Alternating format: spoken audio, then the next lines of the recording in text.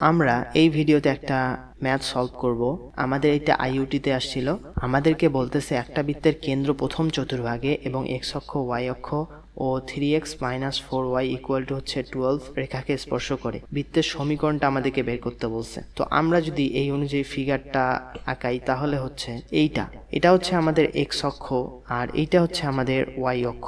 এই বৃত্তটা এক্স অক্ষ আর ওয়াই অক্ষকে স্পর্শ করছে। তারপরে হচ্ছে আমাদের এই যে এই রেখাটা হচ্ছে আমাদের 3x - 4y = হচ্ছে আমাদের 12। তো এখন বলতেছে আমাদেরকে বৃত্তটার সমীকরণ নির্ণয় করতে হবে। তো এটা যদি আমাদের কেন্দ্র হয়, আমরা যদি কেন্দ্র থেকে এই যে স্পর্শকগুলোর উপর লম্ব টানি তাহলে আমাদের দেখো এইটা আর ওয়াই অক্ষের উপর যদি আমরা লম্ব টানি তাহলে আমাদের কিন্তু এটা আর এটাও আর এটাও আর হচ্ছে আমাদের। তো এখন আমাদের কেন্দ্রটা কিন্তু r, হচ্ছে। দেখো r, হচ্ছে আমাদের r হবে, কারণ এইটুকু হচ্ছে আমাদের আর উপরে গেছে হচ্ছে r।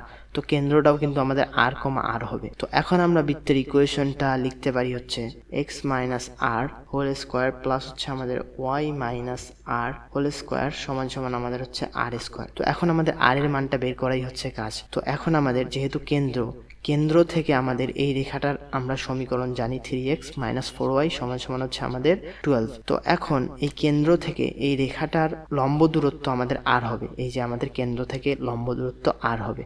তো আমরা জানি কোনো একটা বিন্দু থেকে কোনো একটা রেখার লম্ব দূরত্ব বের করতে হলে আমরা সেই বিন্দুটা দিয়ে সিদ্ধ করে দেই। তাহলে আমাদের হবে 3r - 4r মাইনাস এই 12টাকে ওদিকে নিয়ে যাব -12, এটাকে মডুলাস করব আর আমাদের হচ্ছে x এর সহগ আর y এর সহগ স্কয়ার করে আমরা যোগ করব। তো 3 স্কয়ার প্লাস হচ্ছে আমাদের 4 স্কয়ার সমান আমাদের এই লম্ব দূরত্বটা কিন্তু হচ্ছে আমাদের r। তো এখান থেকে পাচ্ছি 3r - 4r, তাহলে হচ্ছে -r -12, এটাকে মডুলাস নিচে হচ্ছে আমাদের 9 প্লাস হচ্ছে 16, তার মানে 25, √25 5 হচ্ছে। তো এখানে আমাদের 5r হচ্ছে।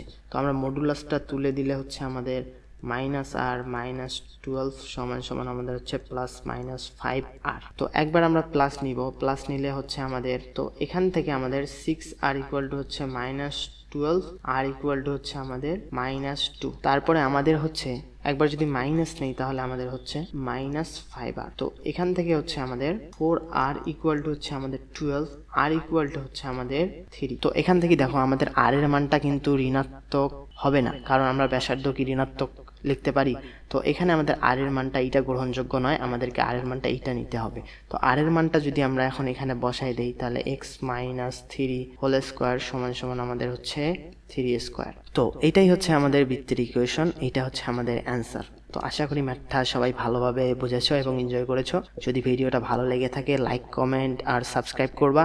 বন্ধুদের সাথে ভিডিওগুলা বেশি শেয়ার করবা। সবাইকে আসসালামু আলাইকুম।